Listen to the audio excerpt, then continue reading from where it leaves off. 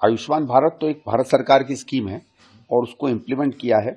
मैं तो पहले भी ये कहता था कि भाई कोई भी सरकार, चाहे भारत की सरकार हो चाहे राज्य की सरकार हो, अपनी अगर प्रदेश में कुछ स्कीम करना चाहती है तो राज्य सरकार को उसको एक सकारात्मक रवैये से देखना चाहिए। अगर आपके पास कोई ऐसा है जो उससे बेहतर है तो अलग बात है। ठीक है, भारतीय जनता पार्टी की ये एक ऑल इंडिया की स्कीम है, वो उसको इम्प्लीमेंट करेंगे। उसकी क्या उसका असर बनता है, कितना वो लोगों को सार्थक बनता है, ये बात हम देखते हैं। जहां तक कैबिनेट और इनका टेक ओवर की बात है, बाकी वो चीजें अब समय आएगा तब पता करेंगे।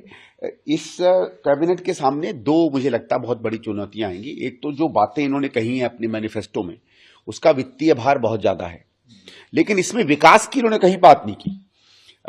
हेल्थ व्यवस्था कैसे सुधारेंगे, शिक्षा व्यवस्था ठीक कैसे करेंगे, पर्यावरण में क्या काम करेंगे, इंफ्रास्ट्रक्चर को कैसे देखेंगे, इनकी कोई बात कहीं नहीं है, ना कोई उसकी सुगबुगाहट है। और जो एमसीडी में इनका एक पिछले 15 साल में अनुभव रहा है लोगों का, भाई 15 साल भारतीय जनता पार्टी ने एमसीडी में राज किया, जिसमें 7-8 साल मोदी जी के अंदर हैं, और भारत सरकार का तो सीधे हस्तक्षेप होता है एमसीडी का, एमसीडी भारत सरकार को रिपोर्ट करती है। तो माने कि 7-8 साल तो दिल्ली में डबल इंजन की सरकार चली ही ना, भले राज्य सरकार को हटा दीजिए तो एमसीडी तो बड़ी ताकतवर है। 90-95% सड़कें एमसीडी के पास है, कूड़े की सफाई एमसीडी के पास है, नालों की सफाई एमसीडी के पास है, हरियाली पार्क्स ये सब एमसीडी के पास है। उनमें किसी भी मापदंड पे आप देखें तो भारतीय जनता पार्टी कोई भी ऐसा काम नहीं कर पाई जिसके लिए उनकी सराहना हो।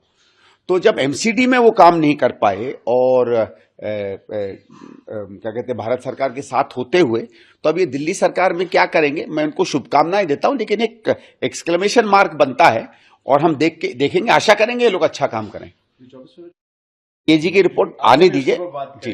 नहीं, देखिए हमने तो बार बार कहा कि सीएजी की सारी रिपोर्ट स्टेबल होनी चाहिए, और इसमें क्यों नहीं किया अरविंद केजरीवाल, ये सीधी बात है। खुद सुप्रीम कोर्ट ने कहा कि इसमें भ्रष्टाचार दिखता है, तभी आप नहीं करते हो। लेकिन मैं ये चाहूंगा कि एक प्रक्रिया ये होती है कि जब सीएजी की रिपोर्ट असेंबली में आती है तो जो पब्लिक अकाउंट्स कमेटी है वो उसको देखती है पहले। ये नहीं है कि कोई सीएजी की रिपोर्ट आने से कोई एफआईआर हो जाता है। और मैं ये आशा करूंगा कि इसमें गंभीरता से ये पब्लिक अकाउंट्स कमेटी इन रिपोर्ट्स को देखेगी और उनकी तरफ से एक एक्शन टेकन रिकमेंडेशन बनता है सरकार के लिए, वो फिर एक अपनी रिपोर्ट बनाती है जो पर असेंबली में प्रेजेंट होती है, और उसके बाद जो है सरकार उस पर एक्शन लेती है। तो लीपापोती कहीं ना हो, क्योंकि कई बार हमने देखा है, मैंने भी पिछले 3-4 साल में कई बार एलजी साहब को भी आगाह किया है, कहां कहां अरविंद केजरीवाल की सरकार में गड़बड़ी है, कहां कहां सीधे सीधे हमको भ्रष्टाचार और गलत कुछ चीजें लगी हैं, और एलजी साहब ने उनको आगे और तमाम संस्थाओं को भेजा भी है। लेकिन उन संस्थाओं की तरफ से जो मेरी अपेक्षा थी कि कम से कम गंभीरता से तहकीकात होगी, वो नहीं हुई है।